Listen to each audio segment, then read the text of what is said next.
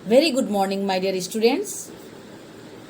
आज से हम लोग नया लेसन शुरू करने जा रहे हैं जिसका नाम है कबीर की साखियाँ।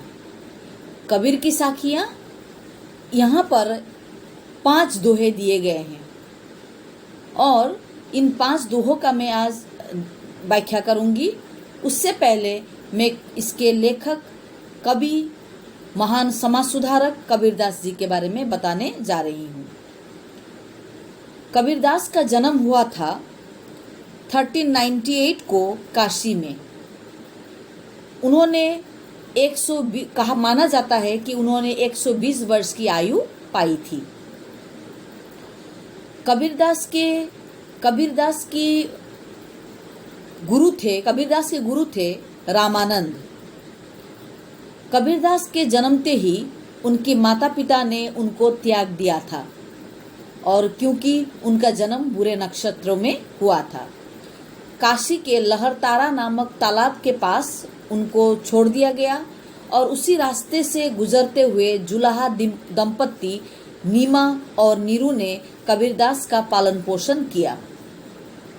कबीरदास संत थे, समाज सुधारक थे और वाह्य आडंबर यानी धर्म के नाम पर दिखावा करने वाले लोगों से वो नफरत करते थे।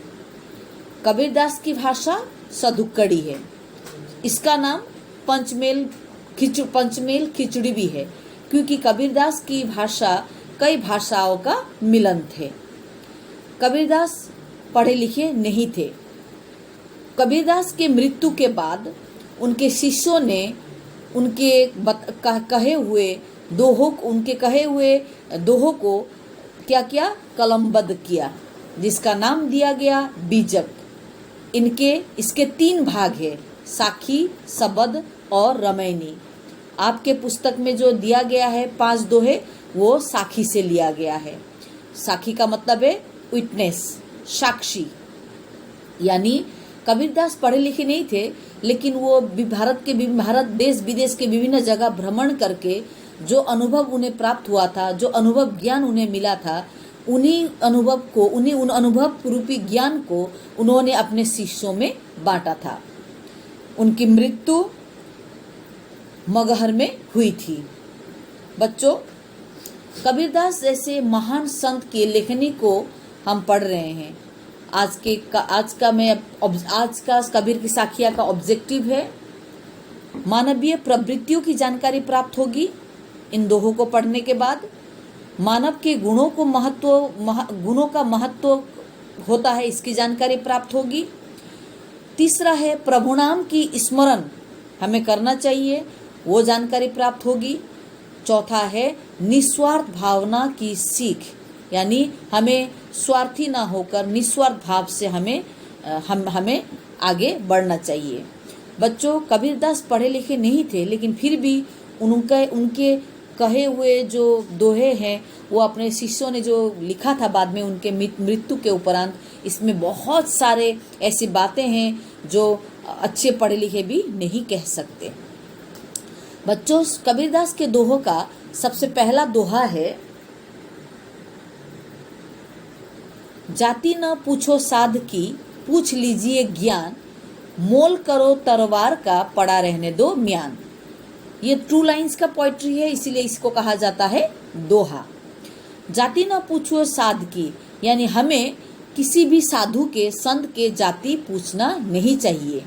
पूछ लीजिए ज्ञान, हमें उनसे उनके ज्ञान के बारे में जानकारी प्राप्त करना चाहिए, ना कि कौन से जाति के हो ये पूछना चाहिए, बल्कि उनके अंदर जो ज्ञान है उनको हमें लेना चाहिए।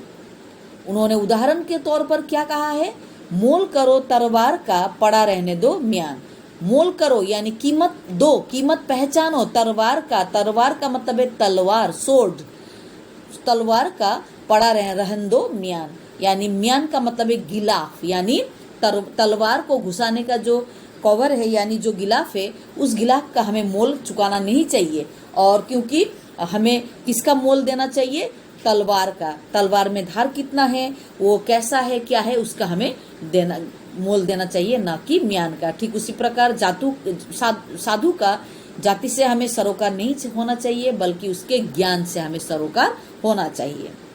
बच्चों, दूसरा दोहा है, आवत गाड़ी एक है उलटत होय अनेक, कहर कबीर नहीं उलटिए वही एक की एक।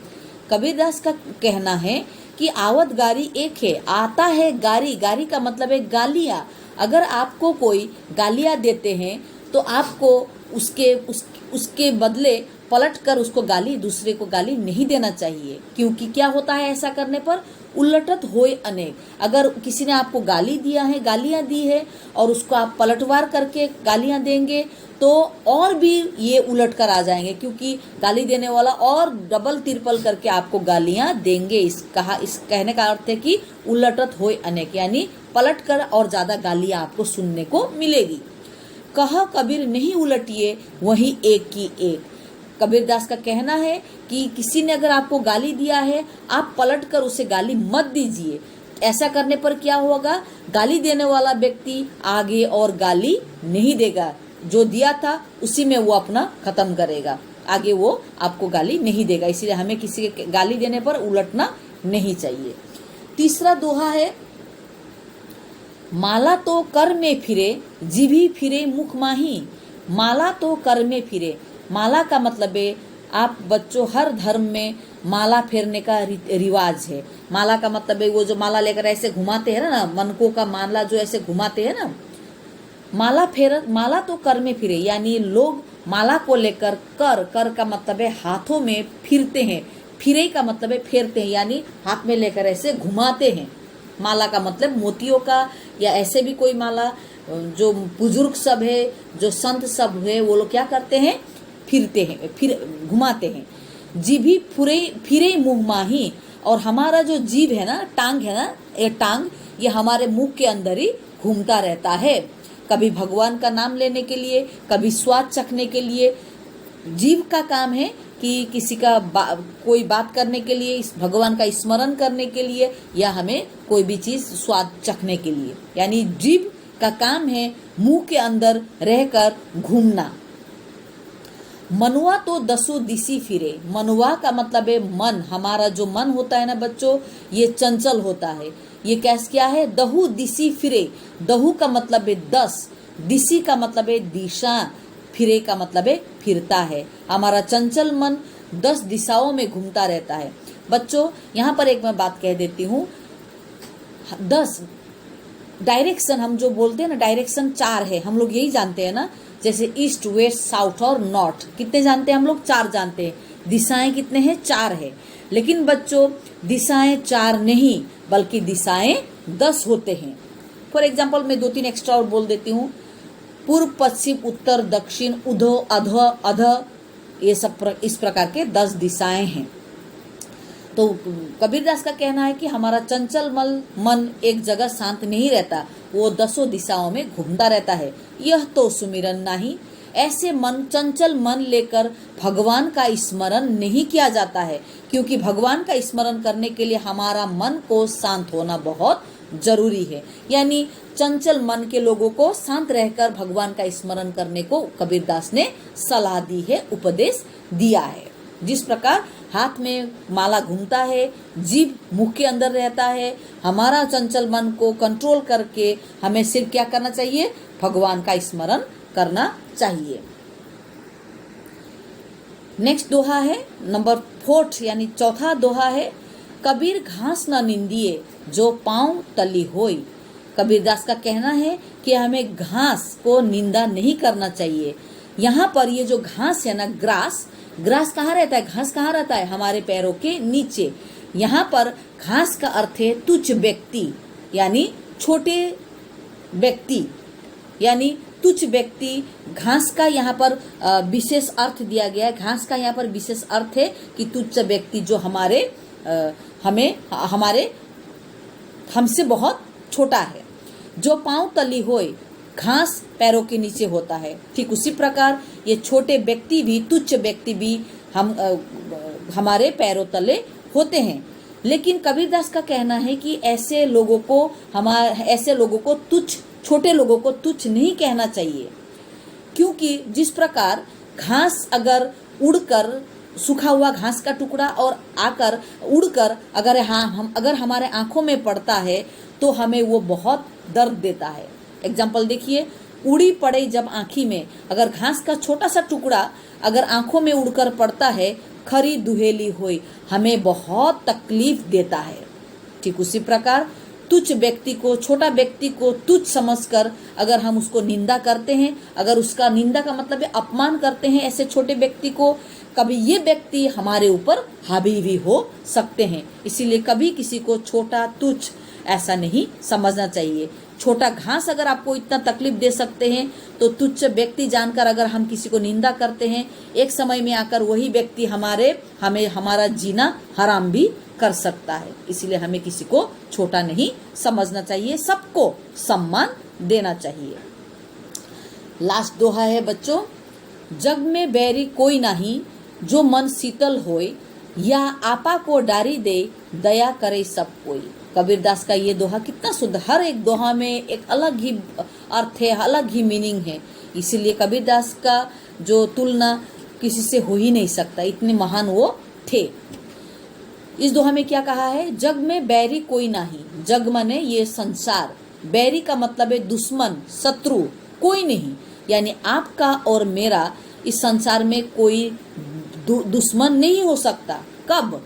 जब जो मन शीतल होए, जिसका मन बहुत ही शांत होता है, जिसका मन बहुत ही ठंडा होता है, जिसका दिल बहुत ठंडा होता है, मन बहुत शांत होता है, ऐसे व्यक्ति का कोई शत्रु इस संसार में नहीं हो सकता है। शत्रु उसी का होता है जिसका जो अहंकारी होता है, शत्रु उसी का बढ़ता है जो बहुत ही गर्व करता है और दूसरों को छोटा समझता है, ऐसे व्यक्ति का ज़्यादा दुश्मन होता है। लेकिन जिसका मन शांत होता है, जिसके अंदर अहंकार की भावना नहीं होती है, ऐसे लोगों का इस संसार में कोई दुश्मन नहीं होता। आगे देखिए, या आपा को डारी दे, दया करे सब कोई, या आपा को डारी दे, आपा का मतलब है अहंकार, डारी दे का मतलब है छोड़ देना, त्याग देना। क्या छोड़ना चाहिए हमें? आपा यानी अहंकार को हमें छोड़ देना चाहिए। तब क्या होगा बच्चों? दया करे सब कोई, जिसके अंदर अहंकार नहीं होता, ऐसे व्यक्ति को सभी लोग क्या करते हैं? दया की भाव से देखते हैं, उससे बहुत प्रेम करते हैं। दया की भाव से देखने का मतलब है सब लोग उसको प्रेम करते हैं, जिसके अंदर अहंकार की भावना नहीं है। ऐसे लोगों का इस संसार में कोई दुश्मन भी नहीं होता। बच्चों, कुछ वर्ड मीनिंग मैंने यहाँ पर रखा है ताकि आपको जब आप ये इसको खुद जब आप पढ़ेंगे तब कम से कम ये वर्ड मीनिंग निकाल कर आप उसको देख सकते हैं, पढ़ सकते हैं। जैसे बैरी, बैरी का मतलब है शत्रु यानी दुश्मन। आपा का मतलब है अहंकार। पाँव, पाँव का मतलब है पाँव या पैर। खरी का मतलब है कठिन। तली का मतलब है नीचे। दुहेली का मतलब है दुख देने वाली। फिरे का मतलब है घूमना। मनुआ का मतलब है मन। दिशी का मतलब है दिशा। सुमिरन का अर्थ है स्मरण, याद। गारी का मतलब है गाली। उलटत का मतलब है पलटकर। होई का मतलब है होती। तरवार का मतलब है तलवार, सोड। साधु का मतलब है सज्जन या संत। बच्चों, मैंने ऑब्जेक्टिव, मैंने व्याख्या मैंने कर दिया है। अगर एक बार में समझ में ना आए तो इस वीडियो को बार बार आप निकाल कर देखिए और इसको जानने की, समझने की कोशिश कीजिए। बच्चों, ये होमवर्क मैं गूगल क्लासरूम में भेज दूंगी, होमवर्क दूंगी और होमवर्क आप जब डेट दिया जाता है उसी डेट में करना, ना आगे ना पीछे। और समय है, सबमिशन का समय है 9 बजे। 9 बजे तक आप अपना होमवर्क सबमिट कर देना। डेट में दे दूंगी गूगल क्लासरूम में। और आज के लिए इतना ही। और हम आज धन्य हैं कि कबीरदास जैसे महान संत का हम दोहा आज हमने पढ़ा या आपको मैंने पढ़ाया। Thank you. सुरक्षित रहे।